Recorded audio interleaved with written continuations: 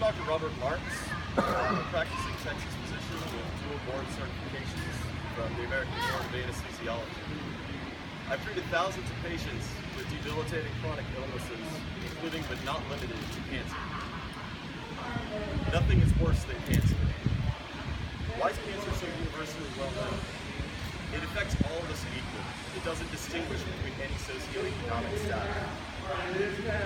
Every one of you either knows or has known somebody who has been adversely, dramatically affected by this particular condition. A sibling, a parent, a child. It causes immense suffering in so many ways, both the condition as well as the treatment. When I graduated from the University of Texas Medical Branch, I took an oath, as have all of my fellow physicians. We dedicated our lives to easing the suffering and afflictions of our fellow man. We have an ethical obligation toward our patients to optimize treatments in a safe and effective way. Now, I don't know of a single physician who truly opposes the use of cannabis by cancer patients. It's proven to help with chemotherapy-induced nausea and vomiting. It stimulates appetite, and it also decreases opioid medication. In a time when opioid overdose deaths are the #1 cause of accidental death in our country, an epidemic talked about by so many people on the news, it's a major ethical challenge to restrict such patients from an adjunct drug that not only decreases the demand for opioids, but also carries a significantly better safety profile.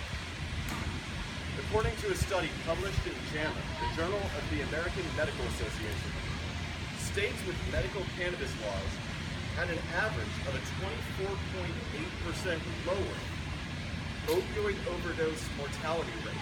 That is 24.8% decrease in opioid overdose deaths in states with medicinal marijuana laws compared to those that do not have medicinal cannabis laws.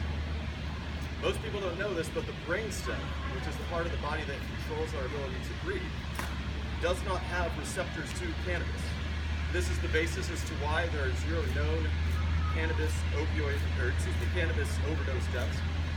0. You don't die of respiratory depression secondary to utilizing cannabis. You do from opioids. Expansion of the Texas Compassionate Use Program has the potential to save thousands of lives. Desperate patients are leaving the state and sneaking back illegally. They're afraid to tell their doctors, and we're afraid to discuss it with them, but it does happen. As a physician, I call on Chairman Price to host a hearing so that facts can be discussed and evaluated. Just like I took an oath and carry the responsibility to care for patients, you have an obligation to the oath of your office to your constituents and our fellow Texans. Times have changed, information is out, and it's readily available. For the betterment of Texans all around us, including anybody who's stricken with cancer, please take this seriously. I recognize the political capital that you gamble by supporting this type of legislation. Believe me, more than you think, I'm a physician standing here talking about why we should enhance the legalization of cannabis in the state of Texas. That's political capital from my end, and professional capital. But sometimes it's necessary to stand up for what's right.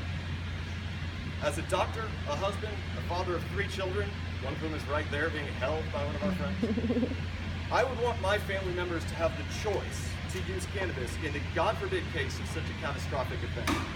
And I call on all of you to consider, if your loved one was suffering from cancer, would you want them to at least have the option to use cannabis as part of their treatment regimen? It's time to focus on the needs of your constituents. Thank you.